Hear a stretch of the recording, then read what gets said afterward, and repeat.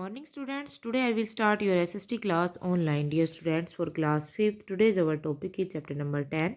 In our previous video, we complete our chapter number 9. I hope you understand and learn and write completely. Today we will start the reading of chapter number 10. So let's start.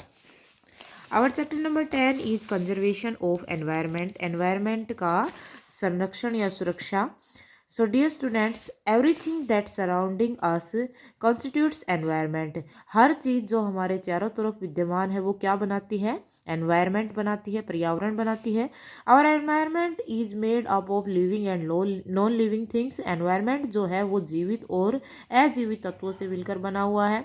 Conservation is the prevention of damage as well as the protection of the environment. Conservation of environment का मतलब है कि prevention करना कि damage ना हो कोई चीज़ें, और जो चीज़ जैसी विद्यमान है एनवायरनमेंट में वो वैसी ही रहे, उसका प्रोटेक्शन करना.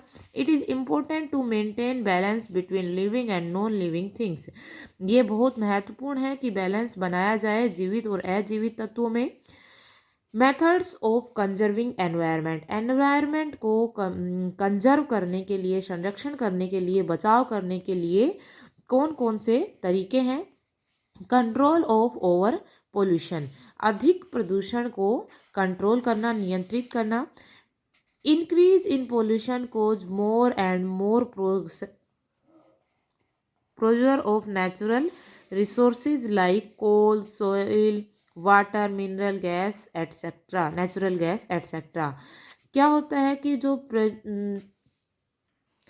पोल्यूशन अधिक होने के कारण किस पर प्रेशर पड़ता है? नेचुरल गैस, नेचुरल रिसोर्सेज है, जैसे हमारा कोल है, सोइल है, वाटर है, मिनरल्स और नेचुरल गैसेज जो है इन पर प्रेशर पड़ता है. Leading to their degradation. इसके कारण उनके अंदर कटाव होने, मतलब कम होने लग जाते हैं. To check this, all human beings should be aware to this problem and try to check over excessive consumerism.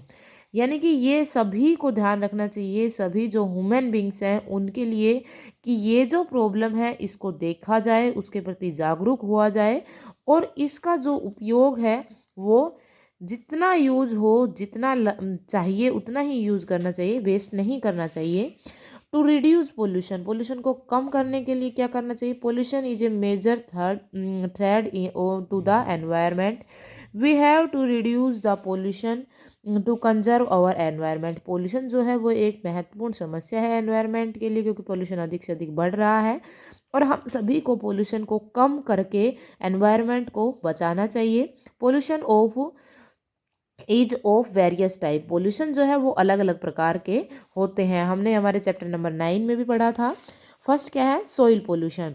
Waste deposit of soil, यानी कि लैंड पर जो वेस्ट डिपॉजिट किया जाता है, खराब पदार्थ डाल दिए जाते हैं, is the must significant pollution. ये एक बहुत ही खतरनाक, जिसे हम बोल सकते हैं, वो पोल्यूशन है. This can be house hold garbage such as left over food, vegetable peels, paper, plastic, glass and metal objects like बोतल कैप्स, और waste deposit from factories, fertilizers and pesticides used in agriculture. क्या होता है? Land जो pollution है, soil जो pollution है, इसके अंदर घर से निकला हुआ हर प्रकार का कूड़ा कचरा, जैसे फूड है, वेजिटेबल है, पेपर, प्लास्टिक, ग्लास या मेटेलिक ऑब्जेक्ट जिसे हम बोल सकते हैं, बोतल कैप वगैरह, ये सारी लैंड पर डाल दी जाती हैं. और जो फैक्ट्रियों से निकलने वाला जो वेस्ट है वो भी लैंड पर डाल दिया जाता है. उसके बाद जो अधिक उत्पादन प्राप्त करने के लिए, अधिक फसलें उगाने के लिए, एग्रीकल्चर के लिए फर्टिलाइज़र और पेस्टिसाइड्स का यूज़ किया जाता है, उनके कारण भी सॉइल पोल्यूशन होता है. Waste are of two kinds. दो प्रकार के वेस्ट होते हैं, biodegradable and non biodegradable. Waste as peels, papers and left over food will rot and get absorbed by the soil. Such waste is called biodegradable waste. क्या होता है, जो waste जैसे घर से जो वेस्ट डाला जाता है, जैसे पील्स हैं, पेपर हैं, फूड है, या जो भी वेजिटेबल्स वगैरह के जो पील्स हैं, वो सारे जो डाल दिए जाते हैं तो वो सॉइल के द्वारा एब्जॉर्ब कर लिए जाते हैं, उनको हम कहते हैं बायोडिग्रेडेबल वेस्ट। और the biodegradable waste are recycle by natural, ये प्रकृति के द्वारा ही रिसाइकल किए जाते हैं। Such waste do not harm the environment, ऐसे जो वेस्ट होते हैं, ऐसे जो खराब पदार्थ होते हैं, वो एनवायरनमेंट को नुकसान नहीं पहुंचाते हैं। Non biodegradable waste such as plastic and glass can not be broken down by nature. Non biodegradable resource वो होते हैं जो, जैसे हमारे प्लास्टिक हैं, बोटल्स हैं, ये नेचर के द्वारा टूटते नहीं हैं। This waste are harmful to the environment, ये जो वेस्ट है, ये जो खराब पदार्थ हैं, ये हमारे पर्यावरण के लिए नुकसानदायक होते हैं। Why to control soil pollution, हमें सोइल पोल्यूशन को क्यों कंट्रोल करना चाहिए? We must keep the soil fertile and should prevent the accumulation of harmful chemicals from pesticides और herbicides. The reduce soil pollution the following action should be taken. क्या होता है कि हमें जो फर्टिलाइज़र हैं, उनके अंदर भी जो पेस्टिसाइड्स और केमिकल्स हैं, उनका यूज़ हम कर रहे हैं। उस अब कुछ जो स्टेप्स हैं जिनके कारण हम सोइल पोल्यूशन को रोक सकते हैं, सोइल पोल्यूशन के बचाव के लिए। Growing plant help to protect soil from getting erodes, हमें अधिक से अधिक पौधे लगाने चाहिए, जिससे हमारी जो सोइल है वो, उसका जो इरोजन है वो नहीं हो पाएगा। Plastic should be deposit of very carefully, जो प्लास्टिक्स हैं उनको कहीं पर बहुत ही ध्यान से डालना चाहिए, यानी कि ऐसी जगह पर डालना चाहिए जहाँ पर हम कृषि नहीं कर सकते हैं, कृषि करने वाले स्थानों पर ये नहीं डालना चाहिए। So dear students, I hope you understand, you read this chapter 2 time. Thank you. Good morning to all of you. Let me start our maths online classes for class 5th. My dear student, in previous classes, question number 1 to 12 of exercise 15.1 is complete. Today we will start from question number 13. A furniture dealer bought 12 tables at the rate of 70. Student, एक furniture dealer वो 12 tables purchase करता है. इस table की cost है 70 rupees and 15 chairs at the rate of 50 each. और 15 chairs purchase करता है. इस chairs की cost है 50 rupees. He spent 60 on the transportation. इसके अलावा स्टूडेंट्स वो 60 रुपीज़ ट्रांसपोर्टेशन पे खर्च करता है. ही sold the tables and chairs at the rate of 60 each. Students वो टेबल और चेयर्स दोनों को सोल्ड कर देता है 60 ईच के हिसाब से. मिस स्टूडेंट्स टोटल 27 आइटम्स है और 1 आइटम को वो 60 रुपीज़ में सेल करता है. Now find his gain and loss. Students इससे उसको गेन हुआ है या लॉस हुआ है ये हमें फाइंड आउट करना है. सो और स्टेटमेंट इज 1 टेबल को स्टूडेंट्स हमें गिवन है 70 रुपीज़. 12 टेबल्स की कॉस्ट होगी 70 को मल्टीप्लाई करेंगे 12 से 840 रुपीज़. नाउ 1 चेयर की कॉस्ट हमें गिवन है 50 रुपीज़. 15 चेयर्स की कॉस्ट होगी 50 को मल्टीप्लाई करेंगे 15 से 750 rupees. Now cost of tables and chairs, इन दोनों की टोटल कॉस्ट क्या होगी स्टूडेंट 840 प्लस 750, इन दोनों का ऐड करेंगे 1590 rupees. Now transportation charge student 60 rupees, इसको ऐड करेंगे टोटल कॉस्ट होगी 1650 रुपीज़. स्टूडेंट्स ये प्राइस है. Now selling price of 1 item students हमें गिवन है 60 rupees. Selling price of tables and chairs, इन सभी आइटम्स का सेलिंग प्राइस क्या होगा, टेबल्स है 12 एंड चेयर्स है 15, टोटल आइटम्स है 27. Now selling price of 27 items होगा 60 को मल्टीप्लाई करेंगे 27 से 1620 रुपीज़. मिस्टर सेलिंग प्राइस है 1620 रुपीज़ और कॉस्ट प्राइस है 1650 रुपीज़. मीन्स कॉस्ट प्राइस ज़्यादा है सेलिंग प्राइस से, इट मीन्स उसको लॉस हुआ है. Loss is equal to cost price minus selling price. 1650 cost price minus 1620 selling price. Minus करने पे है 30 रुपीज़. मिस्टर 30 रुपीज़ को उसे लॉस हुआ है. I think you understand. Now we do next question. Question number 14. Jayprasad purchased a house for 1,50,000 rupees. Student Jayaprasad ने house खरीदा 1,50,000 rupees का. He spent 45,000 on its repairing. उसने 45,000 रुपीज़ स्पेंड किए repairing के ऊपर and rupees 25,500 on white washing और 25,500 rupees खर्च किए वाइट वॉशिंग के ऊपर. After it he sold the house 3 lakh rupees. इसके बाद उसने हाउस को सोल्ड कर दिया 3 लाख रुपीज़ में. What is Jayaprasad profit. Students हमें फाइंड करना है जयप्रसाद को कितने रुपीज़ का प्रॉफिट हुआ है. Now statement is amount spent on purchasing of a house, house को खरीदने पर अमाउंट स्पेंड की गई 1,50,000 rupees. Spend on repairing, repairing पे खर्च किए गए 45,000 rupees. Now spend out white washing, white washing पे खर्च किए 25,500 rupees. Now total cost of house, total cost क्या हो गया उसकी, इन सभी को ऐड कर देंगे 2,20,500 रुपीज़। मिस्टेंट ये कॉस्ट प्राइस है। Now selling price of house, selling price house का 3 लाख रुपीज़। प्रॉफिट कितना हुआ स्टूडेंट, सेलिंग प्राइस में से कॉस्ट प्राइस को माइनस कर देंगे 3 लाख माइनस 2,20,500 रुपीज़ 79,500 रुपीज़ में स्टूडेंट उसको प्रॉफिट हुआ है हाउस को सेल करने पर 79,500 रुपीज़।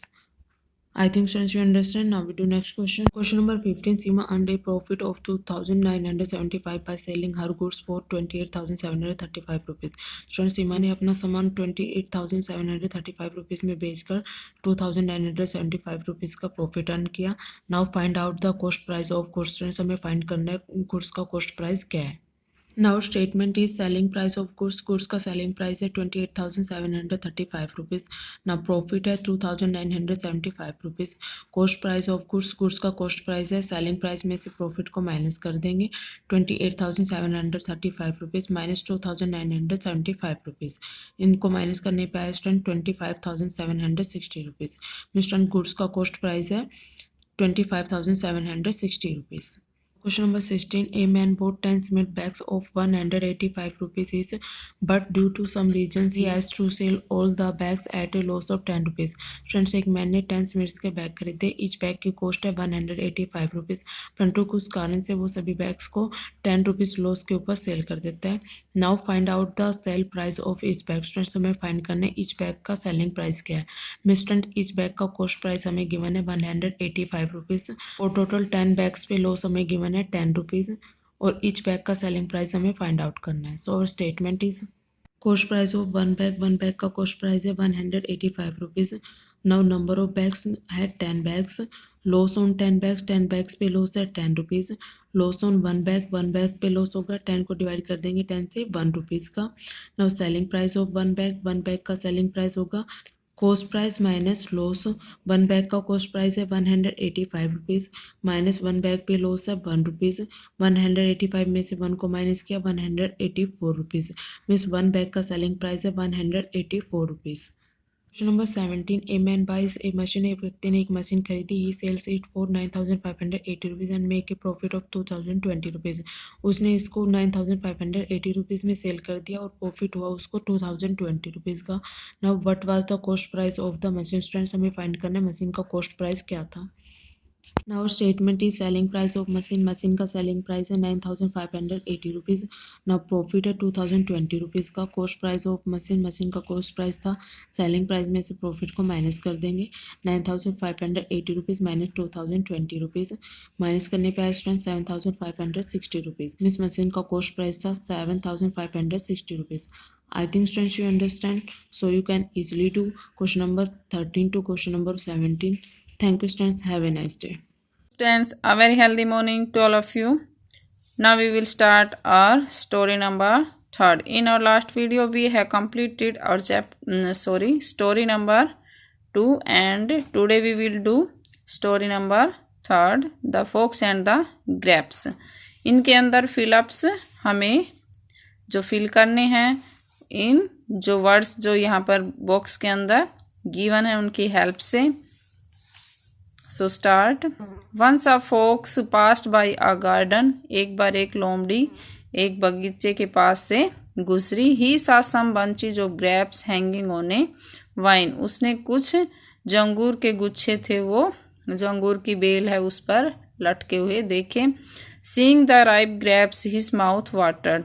उन पके हुए अंगूर को देखकर उसका जो मुंह है वो उसमें पानी भर आया. He made up his mind to eat the grapes. उसने क्या मन बनाया उन ग्रेप्स को खाने का. So he jumped up to catch the grapes. इसलिए वो ऊपर कूदी उन ग्रेप्स को पकड़ने के लिए. But he could not reach them. लेकिन वो वहाँ तक नहीं पहुँच सकी. ही होप फॉर सम टाइम. उसने कुछ समय के लिए क्या थी उसके पास आशा थी कि मुझे ये पकड़ में आ जाएंगे. देन ही जंप अगेन, फिर वो दोबारा उछली, but the grapes were high, लेकिन जो ग्रेप्स थे वो ऊंचे थे। Thus he jumped up again and again but could not reach the grapes. वह इस प्रकार वह बार बार उछली, बट उसे क्या, परंतु उसे जो ग्रेप्स थे वो नहीं मिले, यानी कि वो उन तक नहीं पहुंच सकी।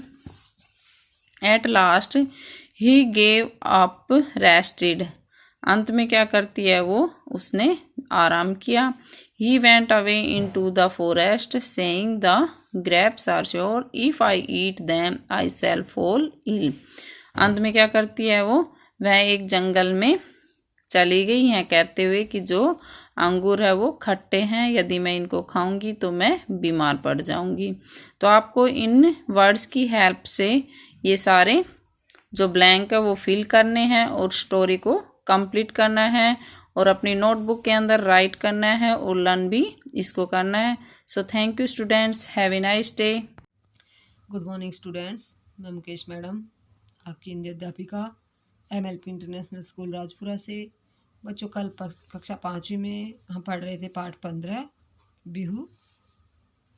इस पाठ को हम कुछ पढ़ चुके थे, आज हम इसको पूरा करेंगे।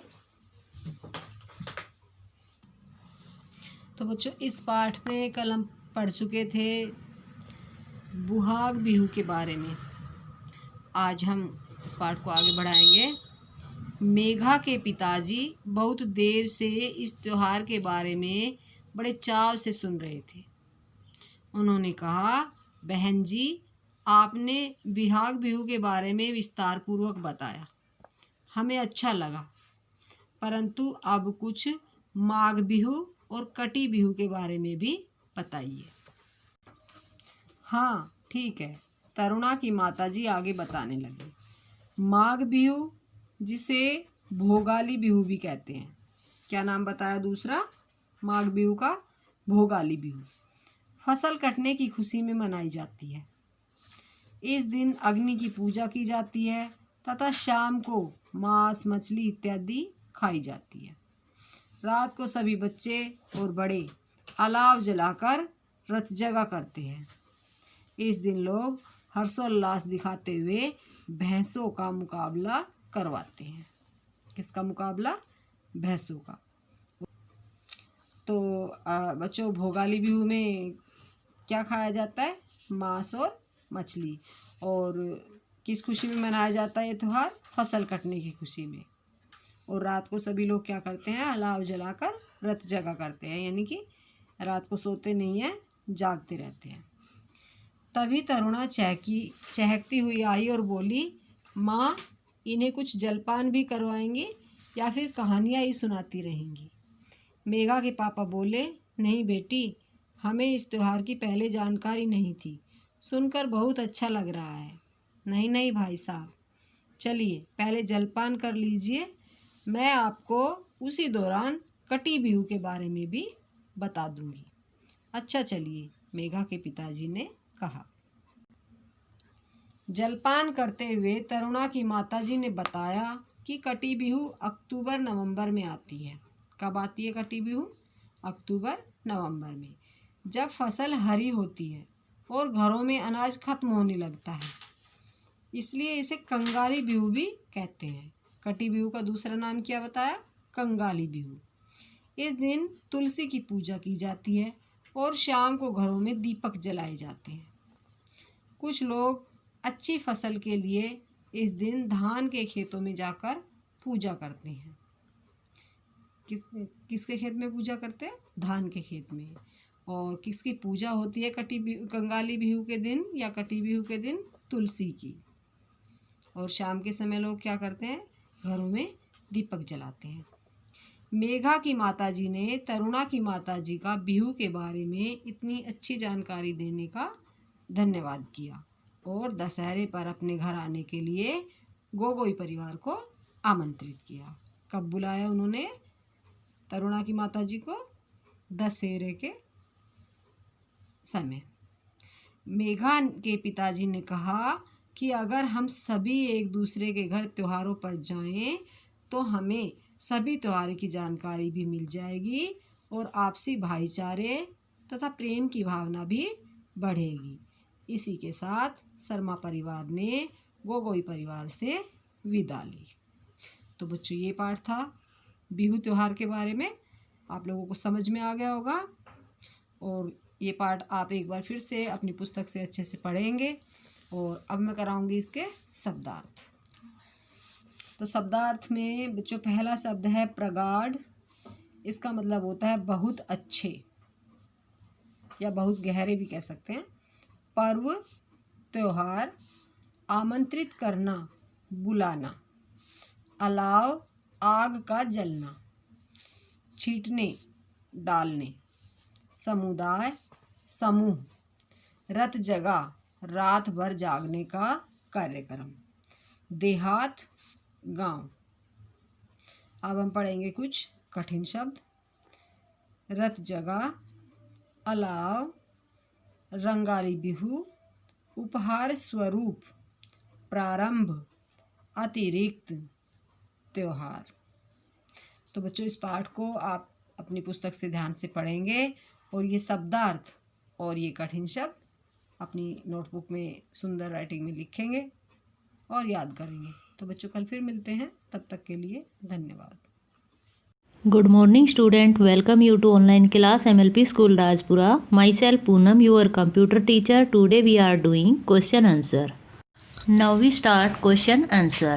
First question is what is desktop? First question क्या है? What is desktop? Desktop क्या होता है?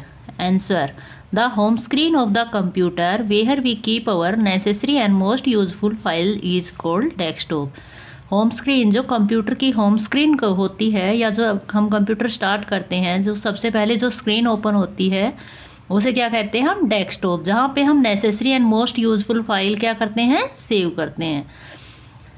Second question is define icon. Icon क्या होते हैं? Answer is an icon is a small graphical representation of a program और फाइल। आइकन क्या होते हैं? Small graphical representation of a program और file. Icons are used to identify types of item. Icon क्या होते हैं? आइडेंटिफाइड, किसी भी फाइल की क्या बताते हैं हमें? आइडेंटिटी।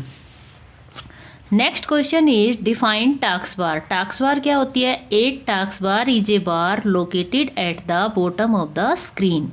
टास्क बार क्या होती है? कहाँ पे होती है task bar? Located at the bottom of the screen, screen के बॉटम में।